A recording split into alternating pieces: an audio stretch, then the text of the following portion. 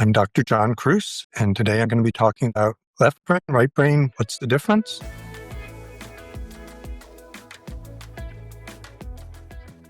Most of this is actually a long book report on a book by Iain McGilchrist, which came out in 2009 called The Master and His Emissary. If I'm arguing his arguments wrong, this is all on me. He, again, does in several hundred pages explain his viewpoint. I'm trying to condense it now, and if I'm losing nuance or even making outright mistakes, I apologize. As usual, I'll start with the take-home message. So our more conventional view of the difference between the left and the right hemispheres of the brain is the left is logical, linear, fact-oriented, language-oriented, good with numbers. And the right is this more intuitive, artsy-fartsy feeling brain, and that the left one is dominant over the right, and the right is kind of irrelevant, but good that maybe you have a backup or something like that. And McGilchrist's point is that even framing it, what each hemisphere does is a left hemisphere bias. And he wants to focus as much on how they're doing what they're doing.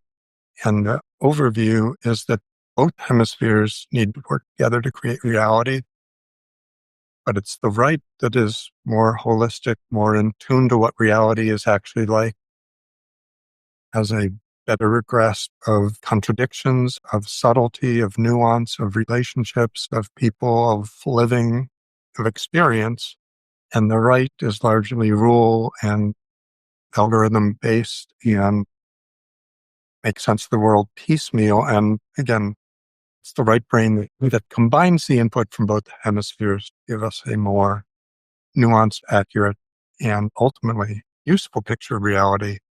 And then furthermore, for the last at least 200 plus years, even though the rightful position is that the left brain should be the emissary or the servant of the right, we've made it the master, and that it's a much better servant than it is a master. So backing up even further, McGilchrist started his career as a literary scholar at Oxford, and after doing that for several years, went to medical school, earned a degree, became a psychiatrist, and became a brain researcher. And the topic that interested him the most was, why do we have two hemispheres, two halves of the brain? Why is it bilateral? And secondarily to that, why is the corpus callosum, which is this band of white matter or nerve cell projections or fibers, mostly an inhibitory process?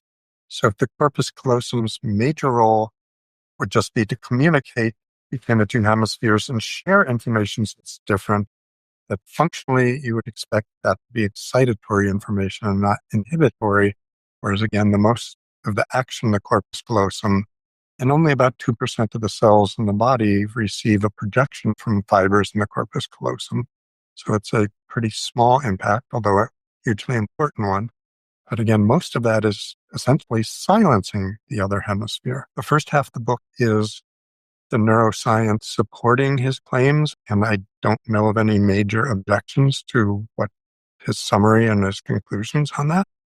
And then the second half is looking more at history of the Western civilization and why the left brain hemisphere has become more dominant, as well as sort of a history of philosophy and how philosophers view our understanding of the mind and how this understanding of how the two hemispheres work differently to not just perceive reality, but to create our reality. Many of our midbrain structures in the body, our skull isn't cleaved down the middle. Why would you develop two very similar, but certainly not identical hemispheres of the brain? So he starts with the sort of observation that animals have sort of two big goals in life. They need to feed themselves, one, and they need to avoid becoming someone else's food. And that those two tasks involve very different types of focus. So the type of focus you need for feeding yourself is usually directed on a very narrow part of your environment. And it's a grasping, it's a utilitarian focus. You need to be certain that what you're putting into your body is safe, it's secure, it's reliable, and it's going to be nourishing. Whereas the focusing task, the attention-based task for making yourself safe in the world are almost completely the opposite. So you don't want to be focused just on one area because you might miss predators above, below, the sides. So you have to be scanning your whole environment. You don't want to just be particularly attuned to what's old, what's familiar, what you're sure of, which is what the left brain's doing. You want to be more aligned with anything that's new, anything that's different. You want to be aware of context, so how something is fitting in with the rest of its environment. So his claim, and again, he cites a wealth of articles to support it, is that the two hemispheres developed because even though lots of people claim to multitask, any attentional task that we've looked at, if you have divided attention, you're doing it versa. You're actually switching back and forth between attentions and less efficient. And that these two forms of attention are mutually incompatible. So another point he's making is not that the left is the only hemisphere that can do any narrow focusing, or the right is the only hemisphere to have some holistic grasp. So these are at times subtle differences, but observable differences in a range of neuroscientific studies. In McGilchrist's formulation, the right brain is sort of the primary in terms of first apprehending what's there in the world, helps the left brain be directed as to what to focus in on as a potential food source. The left brain constructing its world. So it's breaking what it sees into pieces. It's trying to be sure of what it's doing. It's trying to make sure there's consistency, not inconsistency. It's building its view of the world or its understanding of the world by constructing, by manipulating, by coming up with rules and algorithms to create an understanding of reality. And again, that understanding of reality is targeted, it's piecemeal, it's detailed, it's made a map of the whole world. But by actually making of a map, it's no longer actually directly immersed in the world or embedded in the world. It's actually focused on the abstractions, the rules, the algorithms to build an understanding of fundamentally what's safe to eat or what is out there in the world. So it's based on explicitness, and McGilchrist thinks that, or views that the development of language is sort of a secondary aspect why the left brain became good at language, is because language was helpful for coming up with rules, coming up with these abstractions, coming up with a targeted, detailed, specific, explicit rules about what's known, then gets handed back or transferred back to the right. So it's not that that they operate completely separately. The right brain, though, is the one that's capable of integrating this knowledge of more detailed, rule-based, piecemeal information. So again, in a healthily functioning brain or society, McGilchrist argues it's the right brain that's the master in charge. The left is a good, important servant bringing information back to it. So on a summary level, the left brain works by algorithms and rules. The right brain works by metaphors and understanding relationships and as if similarities, associations. So there's different paths to truths, but to get a most truthful comprehension of the world, we need to combine both of them instead of just being convinced that one is a pathway. Sort of points out that in the left brain's view, metaphors are at best beautiful lies, at most irrelevant. They don't understand, again, and grasp what the right brain is doing. So again, although our conventional view of the left brain is it's more rational, logical, right, and rule-based, he makes a distinction between, yes, it's rule-based, but it's missing so much by only trusting or accepting or working with what is certain in the world. And we always have uncertainties and things beyond our abilities and boundaries to grasp. He also points out that one of the consequences of this is that the left brain believes in its own rules and abstractions that it's made up. If there's a contradiction between what it's seeing with its own eyes, what it's experienced, left brain pretty consistently goes with what the rules say it should be. And he talks a fair amount about the schizophrenia and the autism, both believes are problems associated with left brain being a mastery role. Some of the delusions, hallucinations, the inability to deal with reality in schizophrenia is coming from grasping a piece of the picture and understanding something and not being able to put it into a context and then creating rules, stories. Part of the reason he believes that the left brain has gained dominance, left brain's task, as it were, job is grabbing stuff, finding what's useful and edible in the world. That's pretty seductive to an organism as a whole. If it's producing results, as it were, that's more attractive than someone who's just experiencing the whole. So there's more immediate payback that might be gained in the organisms.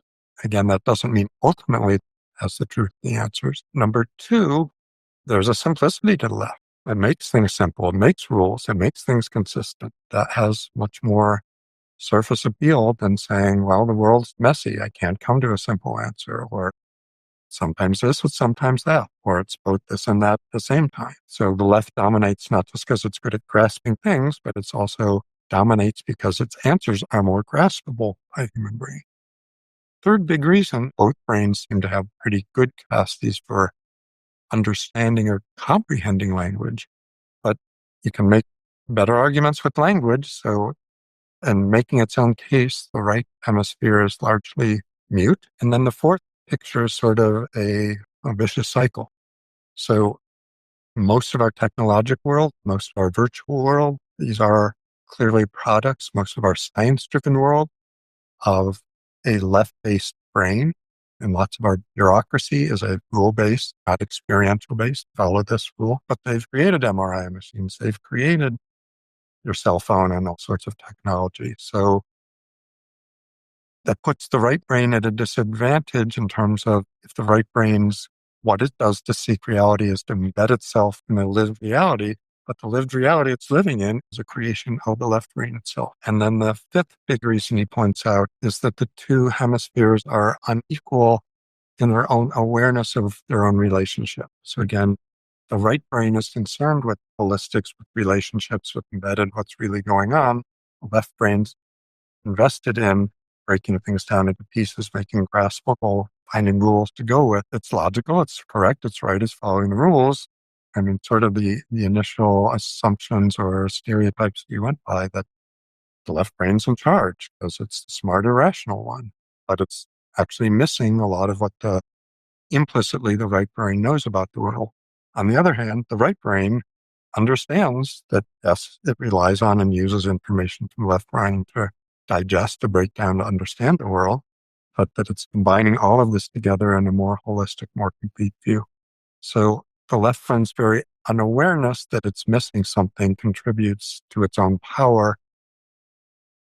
The right brain's awareness that it doesn't know everything is sort of a check on its own power. Gilchrist frequently uses schizophrenia and autism as examples of the left brain going unchecked or uncontrolled and different sorts of problems it can create.